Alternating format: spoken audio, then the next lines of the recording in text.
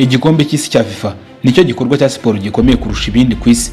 Mu mateka yacyo yose ibihugu 84 byamaze kukitabira, kandi mu gikombe cy'isi giheruka honyine abantu barenga miliyari 5 baragikurikiye, bingana n'abarenga 60% by'abatuye isi bose. Ariko amateka y'igikombe cy'isi aratangaje cyane kurusha uko wabitekereza. Ni inkuru yuzuye impaka, politike, ishyaka rikomeye n'urukundo rw'umukino mwiza wa ruhago. Muri iki gihe igikombe cy'isi nicyo gikorwa cya siporo gikurikirwa n'abantu benshi kurusha ibindi ku isi. Buri myaka ine amaso ya miliyari z'abantu ahurira ahantu hamwe akurikira amakipe ahatanira igikombe cy'agaciro gakomeye kurusha ibindi muri ruhago. Ariko se wigeze wibaza uko byose byatangiye? Mbere yuko kiba igikorwa gikomeye gihuriza hamwe ibihugu byo ku migabane yose, hari inzozi z'umugabo umwe, impaka zikomeye, urugendo rurerure rwambutse inyanja, ndetse n'amayobera make abantu benshi batazi. Kuki igikombe cy'isi cya mbere cyabereye kure cyane muri Amerika y'Epfo? Kuki ibihugu byinshi by'Uburayi bitakitabiriye? Ese na yahe mabanga yihishe inyuma y'igitekerezo cyahinduye amateka ya siporo ku isi? Muri iyi video tugiye gusubira inyuma mu mateka maremare, tuganire ku nkomoko y'igikombe cy'isi, uburyo cyavutsemo, inzitizi cyahuye nazo, ndetse n'amateka atangaje n'amayobera make akomeje gutera amatsiko kugeza n'uwo munsi wa none. Gusa niba ukunda umupira w'amaguru, kugira ngo igikombe cy'isi cya 2026 kizakuryohere, biragusaba kuzakurikira uruhererekane rw'ibiganiro tugiye kuvugwaho ibigwi n'amateka y'igikombe cy'isi n'ibikunda kutavugwaho rumwe na bamwe mu batuye isi. Mugira banga ati ninjye mwarimu. Ngaya amateka y'igikombe cy'isi kuva mu mwaka wa 1930 kugeza nibura mu mwaka wa 1978. Ibindi twazabigarukaho mu kiganiro cyacu cy'ubutaha. Mbaye ikaze ku nkomoko official.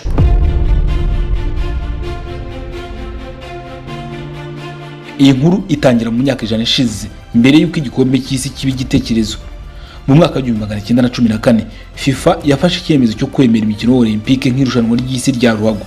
Ibi byasobanuraga ko igihugu cyegukanye umudari wa zahabu muri ruhago mu mikino Olympique cyafatwaga nk'igihangange ku isi muri ruhago. Ibi byakomeje gutya imyaka irenga 20 kugeza ku 28 Gicurasi mu mwaka wa 1928, ubwo perezida wa FIFA umufaransa Jules Rimet yagiraga igitekerezo gikomeye cyahinduye amateka ya ruhago kugeza n'uyu munsi wa none. Nyuma yo kubona uburyo ruhago yari imaze kwamamara ku isi yose ndetse n'intsinzi ikomeye y'amarushanwa ya ruhago yabaga mu mikino Olympique, yifuje ko FIFA yategura irushanwa ryayo mpuzamahanga ryigenga ritari mu rwego rwa Olympique, aho niho havuye igitekerezo cy'igikombe cy'isi. Mu gihe cy'imyaka 2 gusa icyo gitekerezo cyahise kiba impamo kandi gishyirwa mu bikorwa, kuko igikombe cy'isi cya mbere cyabaye mu mwaka wa 1930. Icyo gikombe cy'isi cyakiriwe na Uruguay, kuko icyo gihe yari ifite igikombe cy'isi mu buryo bwemewe icyo gihe, nyuma yo gutsinda irushanwa rya ruhago rya Olympique ryabanje. Icyakora ahabereye irushanwa cyateje ibibazo byinshi ku bihugu by'i Burayi. Kugera muri Uruguay byasabaga urugendo rurerure rw'amato rwambukiranya inyanja Atlantique, kandi icyo gihe Uburayi bwari mu bibazo bikomeye by'ubukungu. Ibi byatumye ibihugu byinshi bidashobora kubona ubushobozi bwo gukora uru rugendo rwo mu mazi. Irushanwa rya mbere ryitabiriwe n'ibihugu 13 gusa, 2 byo muri Amerika ya ruguru, 4 byo mu Burayi na 7 byo muri Amerika y'Epfo. Wabyumvise neza, nta gihugu na kimwe cyo muri Afurika cyari kirimo. Misiri yari yitezwe kuba igihugu cya mbere kandi rukumbi cyo muri Afurika cyari kwitabira iryo rushanwa, ariko kubera ibihe bibi by'ikirere ubwato bwari buyitwaye bwatinze kugenda, bituma ibura mu marushanwa yose. Ubuyapani na Thailand nibyo bihugu 2 byo muri Aziya byari byatumiwe muri rushanwa, ariko byombi byikuye mu marushanwa mbere y'uko atangira.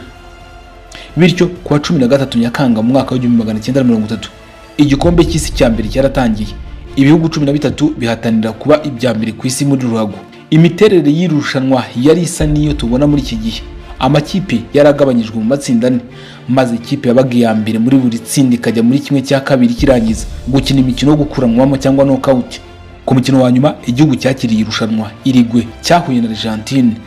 Uruguay yatsinze Argentine ibitego 4-2 imbere y'abafana 93,000 bari muri stade, ihita iba igihugu cya mbere cyegukanye igikombe cy'isi. Yanahembwe igikombe cya mbere cy'iryo rushanwa gitandukanye n'icyo tumenyereye uyu munsi wa none. Nyuma y'imyaka 4 igikombe cy'isi cyakurikiyeho cyabereye mu Butaliyani. Kugira ngo habeho uburinganire ku bihugu by'i Burayi, hari harafashwe umwanzuro ko irushanwa rizajya risimburana hagati y'Uburayi na Amerika y'Epfo. Ibihugu byinshi byagaragaje ubushake bwo kwitabira, ku buryo hashyizweho icyiciro cyo gushaka itike. Ibihugu 16 nibyo byabonye itike yo gukina icyiciro cya nyuma cy'irushanwa. Uwo mubare wakomeje gukoreshwa kugeza irushanwa ryaguye mu mwaka wa 1982. Uruguay yari ifite igikombe, ariko yari kibabajwe n'uko ibihugu byinshi by'i Burayi bitari byaritabiriye mu mwaka wa 1930. Bityo ifata icyemezo cyo kwanga kwitabira irushanwa. Byahise bigaragara ko hagomba kuboneka nyampinga mushya. Misiri yabaye igihugu cya mbere cyo muri Afurika cyitabiriye igikombe cy'isi.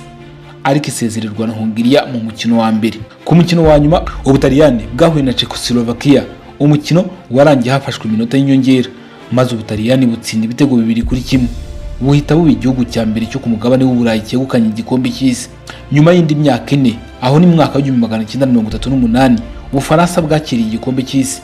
Iri rushanwa ryateje impaka nyinshi kuko ryanyuranyije n'amasezerano yavuga ko irushanwa rigomba gusimburana hagati y'Uburayi na Amerika y'Epfo. Kubera iyo mpamvu Argentine na Uruguay byombi byahisemo kurihagarika no kutaryitabira nk'uburyo bwo kwigaragambya. Iri rushanwa ryitabiriwe n'ibihugu 15 gusa kuko mbere yuko ritangira Autriche yari yamaze komekwa ku Budage mu ntangiriro z'ibihe by'intambara ya kabiri y'isi yose. Ubutaliyani bwongeye kugera ku mukino wa nyuma maze butsinda Hongiriya ibitego 4-2 bwegukana igikombe cy'isi cya kabiri gikurikiranye nyuma y'ibikombe 3 byagenze neza bikurikiranye. Isi yose yari imaze gukunda cyane iri rushanwa kandi itegerezanyije amatsiko irizakurikiraho mu yindi myaka iri imbere, ariko byari bigoye gutegura igikombe cy'isi mu gihe isi yari iri mu ntambara ya kabiri y'isi yose. Abafana n'abakinnyi byabaye ngombwa ko bategereza imyaka 12 yose kugira ngo irushanwa rikomeze, ariko igihe ryagarukanye imbaraga zidasanzwe. Aho mu mwaka wa 1950 igikombe cy'isi cyagarutse muri Amerika y'Epfo cyakirwa na Brazil maze isi yitegura kubona irushanwa rikomeye kurusha yabanje yose. Ubuhinde bwanze kwitabira irushanwa nyuma yo kubwirwa ko abakinnyi babwo batemerewe gukina bambaye ibirenge gusa. Ibi mwagiye mubyumva mu nkuru zitandukanye hirya no hino mu makuru y'imikino. Ubutaliyani bwari bufite igikombe icyo gihe bwageze muri irushanwa bwugarijwe n'ibibazo bikomeye kuko imyaka 2 imbere yaho habaye impanuka y'indege yamenyekanye nka Torino Air Disaster yahitanye benshi mu bakinnyi bari bagize ikipe y'igihugu y'Ubutaliyani. Uyu mwaka kandi nibwo bwa mbere ibihugu byo mu bwami bw'Ubwongereza byitabiriye igikombe cy'isi kuko mbere yaho byari byaranze kwinjira muri FIFA kubera impamvu za politike. Ku mukino wa nyuma Uruguay yatsinze igihugu cyari cyakiriye irushanwa Brazil maze ihita yegukana igikombe cy'isi cya kabiri kandi cya nyuma mu mateka yayo kugeza uyu munsi wa none. Uwo mukino wabereye muri stade ya Maracanã yari yuzuye abafana bagera ku 173. Kugeza n'ubu uwo ni wo mukino wa nyuma w'igikombe cy'isi warebwe n'abantu benshi bari muri stade kurusha indi yose. Muri iri rushanwa icyamamare cya Brazil Leonidas cyegukanye igihembo cy'umukinnyi watsinze ibitego byinshi Golden Boot nyuma yo kurangiza ari we mukinnyi wari watsinze ibitego byinshi. Nyuma yaho ubwo hari mu mwaka wa 1954 igikombe cy'isi cyabereye mu Busuwisi. Iki nicyo gikombe cyatsinzwe n'ibitego byinshi kurusha ibindi byose mu mateka. Ni nabwo bwa mbere irushanwa ryatambukaga kuri televiziyo ku buryo bwagutse, bituma igikombe cy'isi kiba ikintu gikurikirwa ku isi hose kuko abafana bashoboraga kukirebera aho bari hose. Muri kimwe cya kane kirangiza Autriche yasezereye igihugu cyari cyakiriye irushanwa Ubusuwisi mu mukino udasanzwe warangiye ari ibitego 7-5. Kugeza n'uyu munsi uwo ni wo mukino wa nyuma w'igikombe cy'isi watsinzwemo ibitego byinshi kurusha iyindi yose. Hongiriya yarangije iri rushanwa ariyo kipe yatsinze ibitego byinshi bigera kuri 27 ibifashijwemo n'ibyamamare nka Frank Puskas na Sandor Kossis. Byasaga naho nta cyayibuza gutwara igikombe cyane cyane nyuma yo gutsinda ibitego 2 mu minota 10 ya mbere y'umukino wa nyuma, ariko Ubudage bw'Uburengerazuba bwari bwaje bufite indi gahunda. Nyuma yo gutsindwa ibitego 2-0 Abadage bagarutse mu mukino maze batsinda Hongiriya ibitego 3-2. Igitego cy'intsinzi cyatsinzwe na Helmut Rahn mu mukino benshi bafata nk'uw'ingenzi cyane mu mateka ya ruhago y'Ubudage. Abadage bise uwo munsi igitangaza cya Bern cyangwa se The Miracle of Bern. Nubwo uwo mukino wa nyuma wari udasanzwe, ntabwo wari umukino wa nyuma mwiza kurusha indi yose mu mateka kuko hari indi mikino ikomeye cyane yaje gukurikiraho. Turacyafite ibindi bikombe by'isi 18 byo kuganiraho uhereye mu mwaka wa 1958. Turanarebera hamwe inkuru z'impaka n'uburiganya bivugwa ko byafashije Argentine gutwara igikombe cy'isi, umukinnyi wishwa azira gutsinda igitego cy'itsinzi cyangwa se own goal, ndetse tunarebe ejo hazaza y'igikombe cy'isi kuko guhera mu mwaka wa 2026 iri rushanwa ryahinduye imiterere yaryo burundu.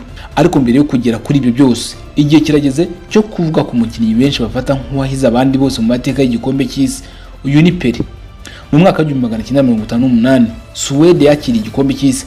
Ibi byatumye irushanwa ryongera kubera i Burayi ku nshuro ya kabiri ryikurikiranye, ibintu bitashimishije na gato ibindi bice by'isi cyane cyane abo muri Amerika y'Amajyepfo. Kubera iyo mpamvu FIFA yafashe umwanzuro ko ibyo bitazongera kubaho ukundi. Guhera ku marushanwa yakurikiyeho hashyizweho itegeko ryemewe ko igikombe cy'isi kigomba gusimburana hagati y'imigabane y'isi. Ni muri irushanwa kandi hagaragaye umwana w'imyaka 17 ukomoka mu gihugu cya Brazil witwaga Pele watangiye kwandika amateka muri ruhago y'isi. Pele yatsinze ibitego mu mikino yose yo gukuranwamo ya Brazil, harimo n'ibitego 2 yatsinze ku mukino wa nyuma. Brazil yatsinze Suède ibitego 5-2 maze Pele yegukana igikombe cy'isi cya mbere muri bitatu yaje gutwara mu buzima bwe bwose. Iri tsinda rya Brazil ryarimo kandi Mario Zagallo waje gukora amateka adasanzwe yo gutwara igikombe cy'isi nk'umukinnyi, hanyuma nyuma y'imyaka 12 gusa akagitwara nk'umutoza wa Brazil. Nubwo Pele ari we wavuzwe cyane, hari undi mukinnyi wakoze amateka muri iri rushanwa. Uwo ni rutahizamu w'Ubufaransa Justin Fontaine watsinze ibitego 13 mu gikombe cy'isi kimwe gusa. Ibi byatumye agira impuzandengo y'ibitego birenga 2 kuri buri mukino, akaba ari nayo rekoro itavunjwa kugeza n'uyu munsi wa none. Nyuma yaho mu mwaka wa 1962 igikombe cy'isi cyabereye muri Chile, Brazil yongeye kucyegukana ku nshuro ya kabiri yikurikiranye, itsinze Czechoslovakia ku mukino wa nyuma. Kubiri irushanwa ryarabaye ubwabyo byari igitangaza, kuko imyaka 2 imbere yaho Chile yari yibasiwe n'imitingito ikomeye yangije byinshi mu bikorwa remezo. Byabaye ngombwa ko byinshi byongera kubakwa, ariko igihugu cyabashije kubirangiza ku gihe. Nubwo Brazil yatwaye igikombe, Pele ntiyabashije kwitwara neza kubera ibikomere. Icyakora abandi bakinnyi bakomeye nka Vava na Garrincha bayifashije kugera ku ntsinzi. Pele si we wenyine wagowe muri irushanwa. Umunyezamu wa Leta Zunze Ubumwe z'Abasovieti Lev Yashin wari umwe mu bakinnyi beza ku isi icyo gihe, nawe yanenzwe cyane kubera uburyo yitwaye. Muri rusange igikombe cy'isi cyo mu mwaka wa 1962 cyakunze kunengwa kubera uburyo amakipe yakinaga yugarira cyane, ndetse rimwe na rimwe agakoresha imbaraga z'umurengera n'urugomo. Ibi byagaragariye cyane mu mukino wo mu matsinda wahuje Chile n'Ubutaliyani, nyuma uza kwitwa Battle of Santiago. Mbere y'uwo mukino ibinyamakuru byo mu Butaliyani byari byanditse inkuru zisebya Chile. Igihugu cyari cyakiriye irushanwa. Ibi byarakaje cyane abakinnyi ba Chile, maze umukino ubumwe mu mikino yaranzwe n'imirwano, amakosa nkana n'igerageza ryo gukomeretsanya. Chile yatsinze uwo mukino ibitego 2-0, ariko Ubutaliyani bwahawe amakarita 2 atukura, kandi abakinnyi babwo basohowe mu kibuga barinzwe n'abapolisi kugira ngo birinde ibibazo. Tugeze mu mwaka wa 1966 Ruhago yagarutse mu gihugu yavukiyemo nk'uko benshi babivuga, kuko Ubwongereza bwegukanye igikombe cy'isi bwa mbere mu mateka yayo mu mwaka wa 1966. Ku mukino wa nyuma wari uryoheye ijisho, Ubwongereza bwatsinze Ubudage bw'Uburengerazuba ibitego 4-2 nyuma y'iminota y'inyongera. Intsinzi yaturutse cyane ku mukinnyi Geoff Hurst watsinze ibitego 3 cyangwa se hat-trick ku mukino wa nyuma, afashijwe n'abakinnyi nka Bobby Charlton na Gordon Banks. Ariko umukinnyi wahize abandi muri rushanwa ntiyari no ku mukino wa nyuma. Benshi bafata Eusebio wo muri Portugal nk'umukinnyi mwiza waranzira irushanwa, akaba ari nawe warangije ari we watsinze ibitego byinshi. Iri rushanwa ryabereye mu Bwongereza, kandi ijoro rya mbere ryakoresheje ikirango cyangwa se logo nk'akamenyetso byemewe ku rwego rw'igikombe cy'isi. Korea y'Amajyaruguru yabaye igihugu cya mbere cyo muri Aziya cyageze muri 1/4 kirangiza nyuma yo gusezerera Ubutaliyani. Mu gihe kimwe Afurika y'Epfo yahagaritswe kwitabira igikombe cy'isi mu myaka 26 yakurikiyeho kubera kutubahiriza amategeko arwanya ivangura. Nyuma y'ibyo byose amateka yerekeza mu mwaka wa 1970 ubwo Mexique yakiraga igikombe cy'isi, kikaba cya mbere cyabereye ku mugabane wa Amerika ya ruguru. Mu mwaka wa 1970 Brazil yegukanye igikombe cy'isi cya gatatu mu marushanwa ane yari aheruka gukinwa. Ibi byatumye Pele yegukana igikombe cy'isi cya gatatu, ibintu nta wundi mukinnyi wari warigeze ageraho icyo gihe. Iki gikombe cyegukanwe kandi kiyobowe n'umutoza Mario Zagallo wari waragitwaye nk'umukinnyi imyaka 16 mbere yaho. Byatumye aba umuntu wa mbere mu mateka atwaye igikombe cy'isi nk'umukinnyi ndetse n'umutoza. Ku mukino wa nyuma Brazil yatsinze Ubutaliyani ibitego 4-1, yegukana igikombe mu buryo bworoshye. Iri rushanwa ryibukirwa cyane kandi kubera umukino wa 1/2 kirangiza wahuje Ubudage bw'Uburengerazuba n'Ubutaliyani. Uwo mukino wabayemo ibitego 5 mu minota y'inyongera, ndetse Franz Beckenbauer awukina ukuboko kwe kwavunitse kuko ikipe y'Ubudage yari yamaze gusimbuza abakinnyi bose yari yemerewe. Nubwo Beckenbauer yagaragaje ubutwari budasanzwe, ntibyabujije Ubudage gutsindwa no gusezererwa. Ibi byabaye nubwo bwari bufite urutahizamu ukomeye cyane Gerd Müller wari waratsinze ibitego byinshi muri iryo rushanwa, ariko Ubudage ntibwigeze butakaza icyizere. Nyuma y'imyaka 4 gusa bwakiriye igikombe cy'isi cyo mu mwaka wa 1974 maze burihorera. Ku mukino wa nyuma Ubudage bwatsinze Ubuholandi ibitego 2-1, bwegukana igikombe cy'isi imbere y'abafana babwo. Ikipe y'Ubuholandi yari yarahinduye uburyo isi yose yumvaga ruhago binyuze muri filozofi yiswe Total Football yayobowe n'icyamamare Johan Cruyff. Ariko nubwo yari ikipe idasanzwe ntiyabashije gutsinda ikipe y'Abadage yari ikomeye cyane. Iri rushanwa kandi ryari rimwe mu yagoye cyane kubona itike yo kuryitabira, cyane cyane ku makipe yo ku mugabane w'Uburayi. Mu gushaka itike Ubwongereza n'Ubutaliyani byari mu itsinda rimwe. Ibi byasobanuraga ko kimwe gusa muri ibyo bihugu bibiri byari byaramaze gutwara igikombe cy'isi cyashoboraga kubona itike. Nubwo Ubwongereza bwatsinze imikino 5 muri 6 yo gushaka itike, bwabuzeho gato maze ntibwabasha kugera mu gikombe, ariko ibitego byarushijeho kugorana mbere y'igikombe cy'isi cy'umwaka wa 1978. Hari amakipe 95 yashakaga itike, nyamara imyanya yari ihari yari 14 gusa, kuko igihugu cyakiriye irushanwa n'icyari gifite igikombe byabonaga itike mu buryo bw'ikora nk'uko byagenze ku Budage mbere yawo. Argentine nayo yegukanye igikombe mbere y'abafana bayo. Ku mukino wa nyuma yatsinze Ubuholandi ibitego 3-1 nyuma y'iminota y'inyongera. Ibi byabaye gutsindwa kwa kabiri gukurikiranya ku mukino wa nyuma ku Buholandi, bituma bamwe bavuga ko Toto Football yari yananiwe kugera ku ntego yayo nyamukuru. Intwari ya Argentine muri irushanwa yari Mario Campos watsinze ibitego 6 maze yegukana igihembo cya Golden Boot. Iri rushanwa kandi ryabonye ibihugu bibiri bishya byitabira bwa mbere, arimo Iran na Tunisia yo muri Afurika. Intsinzi ya Tunisia kuri Mexique yagize igihugu cya mbere cyo muri Afurika cyatsinze umukino w'igikombe cy'isi, ariko iki nicyo gikombe cya nyuma cyitabiriwe n'amakipe make cyane, kuko mwaka wa 1982 FIFA yaguye irushanwa iva ku makipe 16 igera ku makipe 28. Ibi byahaye ibihugu byinshi amahirwe yo guhatanira icyubahiro ku rwego mpuzamahanga.